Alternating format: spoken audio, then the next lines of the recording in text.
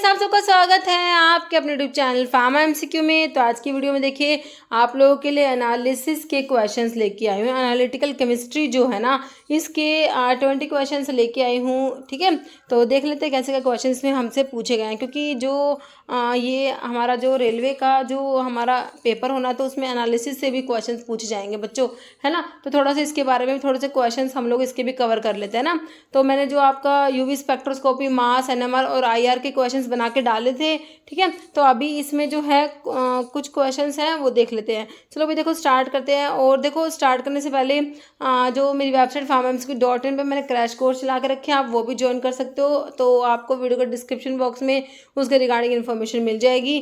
ठीक है, और स्टार्ट करने से पहले अगर आप चैनल पर नए हो, आप चैनल सब्सक्राइब नहीं किया, चैनल को प्लीज सब्सक्राइब कीजिएगा। वीडियो को लाइक करना, शेयर करना, कमेंट करना, बेल आइकन को प्रेस करना, ताकि जो आने वाले वीडियोस होते हैं उनके नोटिफिकेशंस आप लोगों को मिल सके। बच्चों देखो क्वेश्चन है, dropping mercury electrode is important component of. तो बच्चों याद रखना है कि हमारा जो ड्रॉपिंग मरकरी जो इलेक्ट्रोड होता है डीएमई, है ना, तो इसको शॉर्ट में डीएमई लिखते हैं। तो हमारा जो ड्रॉपिंग मरकरी इलेक्ट्रोड बच्चों जो होता है ना, तो वो किसका इंपॉर्टेंट कंपोनेंट है, किस में यूज करते हो। देखो एचपीएलसी में नहीं होता, स्पेक्ट्रोफोटोमीटर में नहीं होता, पोलैरोग्राफ, है ना। तो पोलैरोग्राफी जब आप लोग पढ़ते हो ना बच्चों, तो उसमें हमारा ड्रॉपिंग मरकरी इलेक्ट्रोड यूज होता है। ध्यान रखना, पोलैरोग्राफी में ड्रॉपिंग मरकरी इलेक्ट्रोड आपने याद रखना। बाकी पोटेंशियोमीटर दिया, तो आपका आंसर क्या हो गया बच्चों, ऑप्शन सी हो गया। नहीं तो रेफरेंस इलेक्ट्रोड इन पोटेंशियोमीट्री, भाई पोटेंशियोमीट्री जो होता है ना, तो उसमें रेफरेंस इलेक्ट्रोड कौन सा, ये बताना है। 4 ऑप्शन है इसमें रेफरेंस इलेक्ट्रोड आप लोगों ने बताना है ना। भाई ड्रॉपिंग मरकरी इलेक्ट्रोड तो आपने देखा था कि भाई ये तो हमारा पोलैरोग्राफी में यूज कर रहे हो, तो नहीं होगा। सैचुरेटेड कैलोमल इलेक्ट्रोड दिया है, प्लैटिनम इलेक्ट्रोड है, ग्लास इलेक्ट्रोड। तो भाई रेफरेंस इलेक्ट्रोड ना हमारा सैचुरेटेड कैलोमल इलेक्ट्रोड होता है। आंसर इज ऑप्शन बी हो जाएगा। सैचुरेटेड कैलोमल इलेक्ट्रोड हमारा रेफरेंस इलेक्ट्रोड है ना। नेक्स्ट देखो क्या है, रेफरेंस इलेक्ट्रोड के ही एग्जांपल पूछे हैं भाई। कैलोमल इलेक्ट्रोड दिया है, सिल्वर क्लोराइड इलेक्ट्रोड, बोथ या नन। तो देखो दोनों ना ये हमारा रेफरेंस इलेक्ट्रोड ही है, तो आंसर क्या हो जाएगा, option c. Next Nernst equation is use to measure. तो ये नर्नेस्ट इक्वेशन जो होती है ना, तो ये किसको मेजर करने के लिए यूज की जाती है, कंडक्टेंस को, पोटेंशियल डिफरेंस, करंट या रेजिस्टेंस। ठीक है, तो ये मेजर करते हैं पोटेंशियल को, है ना, पोटेंशियल डिफरेंस, है ना। तो पोटेंशियोमीट्री में हमारा नर्नेस्ट इक्वेशन आता है, किसमें, पोटेंशियोमीट्री में, है ना। तो पोटेंशियल डिफरेंस को मेजर करेगी, ऑप्शन बी। जैसे in Mohr's method of precipitation titration indicator is used, which indicator is use. तो मोर्स मेथड जो है प्रेसिपिटेशन टाइट्रेशन का जो मोर्स मेथड है ना, मोर्स मेथड, तो उसमें कौन सा इंडिकेटर बच्चों यूज होता है, ये आप लोगों ने बताना है। फ्लोरोसिन है, पोटाशियम क्रोमेट है, फेरिक आयन है, या NaCl सोल्यूशन है। तो हमारा पोटाशियम क्रोमेट जो होता है एज अ इंडिकेटर यूज होता है कहाँ पर, मोर्स मेथड जो है प्रेसिपिटेशन का टाइट्रेशन का, इसमें आंसर क्या हो गया, ऑप्शन बी। जैसे मोर्स मेथड इन्वॉल्व, तो मोर्स मेथड जो है प्रेसिपिटेशन टाइट्रेशन का, जिसमें हमने अपने potassium chromate as a indicator use करा, तो उसमें क्या है भाई, कहते कह रहे formation of coloured precipitate at the end point. तो भाई आपने पोटाशियम क्रोमेट इंडिकेटर यूज कर रहे हो, तो एंड पॉइंट पे क्या होगा, कलर्ड प्रेसिपिटेट तो आएंगे। तो ये तो बिल्कुल सही लिखा हुआ है। बगैर यूज ऑफ एड्जॉर्प्शन इंडिकेटर, तो इसमें एड्जॉर्प्शन नहीं होता है ना, तो एड्जॉर्प्शन इंडिकेटर नहीं यूज होंगे। Formation of turbidity eight the end point पे टर्बिडिटी भी नहीं बनती भाई इसमें, है ना। तो कलर्ड प्रेसिपिटेट बन रहा है ना हमारे, तो इसमें तो आंसर बच्चों ऑप्शन ए हो जाएगा। ओके, नेक्स्ट क्वेश्चन क्या, Mohr's method is not applicable. भाई कब एप्लीकेबल नहीं होगा, ये क्या है, अल्कलाइन कंडीशंस जहाँ पर pH ग्रेटर देन 9 होगा, एसिडिक कंडीशंस में for titration of iodide and thiocyanate. देखो बच्चों जो मोर्स मेथड होता है ना, वो सबसे मेन बात तो क्या है, न्यूट्रल जो pH होता है आपका, वहाँ उस पर ये मेथड एप्लीकेबल होता है। न्यूट्रल pH इसमें जरूरी होता है ना। तो देखो एसिडिक और अल्कलाइन तो काट ही दो, न्यूट्रल pH चाहिए होता है। pH जो है न्यूट्रल अप्रोक्सीमेट जो 7 होता है वो चाहिए होता है। और देखो आपके मोर्स मेथड जो होता है क्लोराइड के लिए और ब्रोमाइड के लिए एस्टिमेशन के लिए यूज किया जाता है, ये आयोडाइड के लिए यूज नहीं करते बच्चों। ठीक है, क्लोराइड और ब्रोमाइड के लिए यूज करोगे, बट नॉट फॉर आयोडाइड। ठीक है, तो ये सही लिखा हुआ है कि भाई नॉट एप्लीकेबल, तो इसके लिए भी एप्लीकेबल नहीं है। तो इन ऑल सभी के लिए ही एप्लीकेबल नहीं है ये मोर्स मेथड।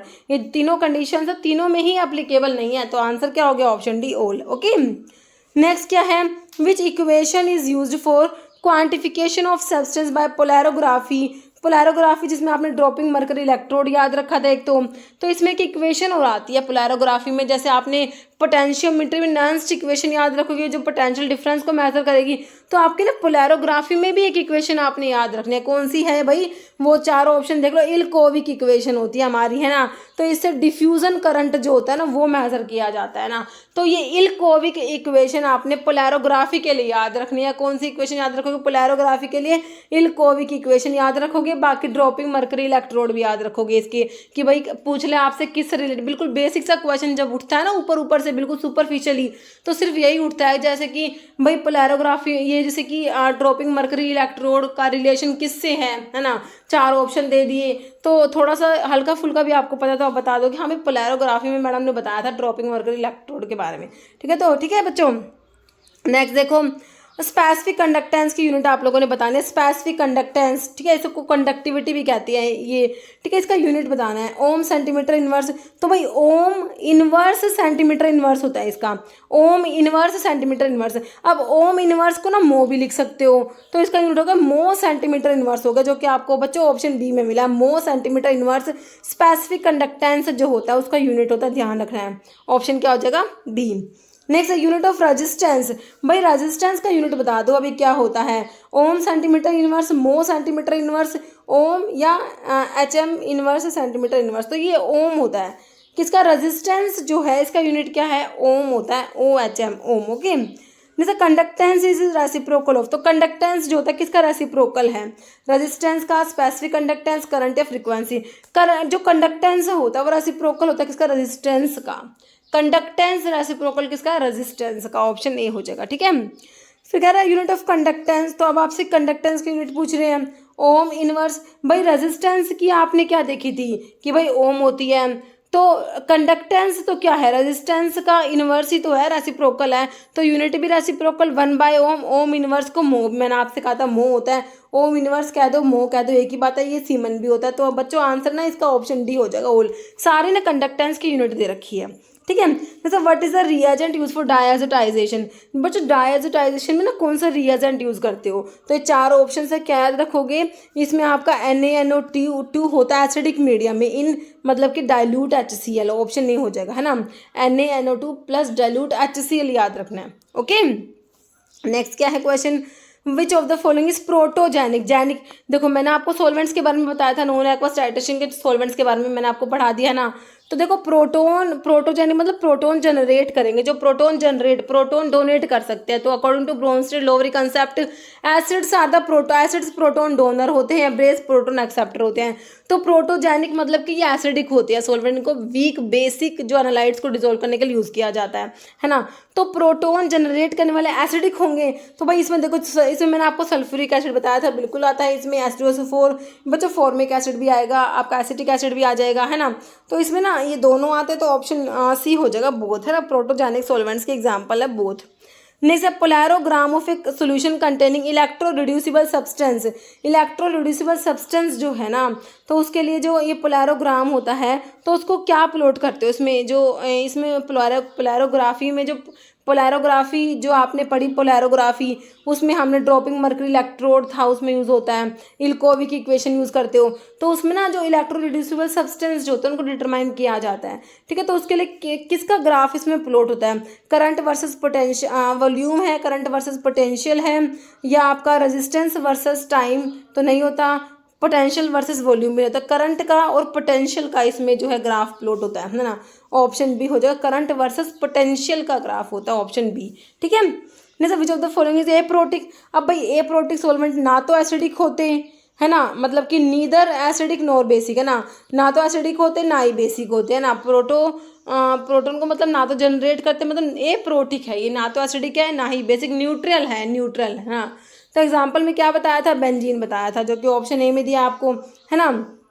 एसिडिक एसिड तो भाई जैसे कि आपका ये प्रोटोन जनरेट कर सकता है ना, तो प्रोटोजेनिक में आ गया। ओके, बाकी पायरिडीन दिया है और इथाइलिन डाइमीन, तो हमारा आंसर एप्रोटिक में बेंजीन आ गया, ऑप्शन ए। जैसे in polarography to estimate migration current which of the following is used. कह रहे हैं इसमें ना माइग्रेशन करंट को एस्टिमेट करने के लिए कह रहे हैं एलिमिनेट है ना, क्योंकि इसमें आप डिफ्यूज़न करंट को जो है डिटरमाइन करते हो, मतलब कि उसको मेज़र किया जाता है ना डिफ्यूज़न करंट को। तो ना इसमें माइग्रेशन करंट जो होती है ना उसको एलिमिनेट करना होता है ना। तो उसको एलिमिनेट करने के लिए ना कह रहे क्या यूज़ करोगे, तो भाई इसमें ना जो माइग्रेशन करंट है इसको एलिमिनेट करने के लिए supporting electrolyte like KCl use किया जाता है। क्या यूज़ करेंगे, KCl, जो क्या सपोर्टिंग इलेक्ट्रोलाइट होता है। तो आंसर क्या हो जाएगा, ऑप्शन बी हो जाएगा। ठीक है, नेक्स्ट है प्रोटोजेनिक सोलवेंट कोज। तो प्रोटोजेनिक मतलब कि जो प्रोटोन को जनरेट करेंगे, प्रोटोन को डोनेट करेंगे, जो आपके एसिडिक सब्सटेंस होंगे, है ना। तो वीक बेसिक जो एनालाइट है उनको डिजोल्व करने के लिए यूज़ करते हो, है कि नहीं। जैसे कि आपने पढ़ा एसिटिक एसिड जो प्रोटोन जनरेट करेगा, H2SO4 हो गया, है ना, HNO3 आपके ही सारे जो होते हैं। तो देखो प्रोटोजेनिक सॉल्वेंट्स क्या कराएंगे भाई, इनको आपने वीक बेस के लिए यूज़ करा तो भाई वीक एसिड वाला काट दो, है ना। तो भाई ये क्या करेंगे, वीक बेस की स्ट्रेंथ को बढ़ाएंगे ना। तो enhance the basicity of weak base, बच्चों ऑप्शन बी हो जाएगा। ठीक है, नेक्स्ट क्या है, protophilic solvent is of dash nature. Protophilic मतलब कि फिलिक मतलब लविंग, प्रोटोन लविंग, जो प्रोटोन को एक्सेप्ट करेंगे, जो कि बेस होंगे, है ना। तो इनका कैसा नेचर होगा भाई, बेसिक होगा, है ना। बिल्कुल सिंपल है, कैसे नेचर के होंगे, ये ऑप्शन बी भाई, ये बेसिक होंगे। जो आपके प्रोटोजेनिक है वो एसिडिक होते हैं, बाकी ए प्रोटिक न्यूट्रल होते हैं। ठीक है, तो ऑप्शन जो है बी सही है ना, बिल्कुल सही है। जैसे what is included in the Karl Fischer reagent. भाई जो कार्ल फिशर टाइट्रेशन जो होती है ना, मॉइस्चर कंटेंट को डिटरमाइन करने के लिए, कोई भी सैंपल होता है आपका, उसमें कितना मॉइस्चर कंटेंट जो होता है ना, तो उसको डिटरमाइन करने के लिए कार्ल फिशर टाइट्रेशन की जाती है, जिसमें क्या आपका कार्ल फिशर रिएजेंट यूज होगा, है ना। तो रिएजेंट जो है उसमें क्या क्या है भाई, इसके कार्ल फिशर रिएजेंट में भाई आयोडीन बिल्कुल होता है, तो सभी में आयोडीन दिया तो आयोडीन होता है। पिरिमिडीन ना होके पायरिडीन होता है, पायरिडीन होता है ना। तो एक ऑप्शन काट दिया। फिर SO2 तो होता है, पर साथ में एक और होता है। अब इथेनॉल होगा या मिथेनॉल होगा, ये सोचो। इथेनॉल होता है या मिथेनॉल होता है, तो क्या होता है भाई, मिथेनॉल होता है ना। SO2 मतलब कि ये क्या कहते हैं इसको, आयोडीन, पायरिडीन, SO2 और मिथेनॉल होता है। ऑप्शन क्या हो जाएगा बच्चों, सी हो जाएगा। ठीक है, तो ये हमारे इसमें 20 ही क्वेश्चंस लेके आई थी इस वीडियो में। ओके, तो इस वीडियो में देखिए इतने क्वेश्चंस हैं। अब एक क्वेश्चन जिसका आंसर आप लोग देने वाले, आप लोगों के लिए क्या क्वेश्चन है, number of waves passing a point पर सेकंड। ध्यान से क्वेश्चन का आंसर देना। मैंने आपको बहुत अच्छे से बताया था कि भाई पर एक सेकंड में, मतलब कि एक पॉइंट से कितनी वेव्स पास होती है ना भाई, ये पर सेकंड आप लोगों से पूछा, अच्छे से देख के इसका आंसर देना। पावर है, वो नंबर है, वेवलेंथ है, फ्रीक्वेंसीज का आंसर आप लोगों ने कमेंट बॉक्स में देना है। इस वीडियो में इतना ही। अगर आपको वीडियो अच्छी लगी तो लाइक करना, शेयर करना, चैनल पर नए हैं तो मैं आप लोगों से रिक्वेस्ट है कि चैनल को भी सब्सक्राइब जरूर करना। Okay, thank you.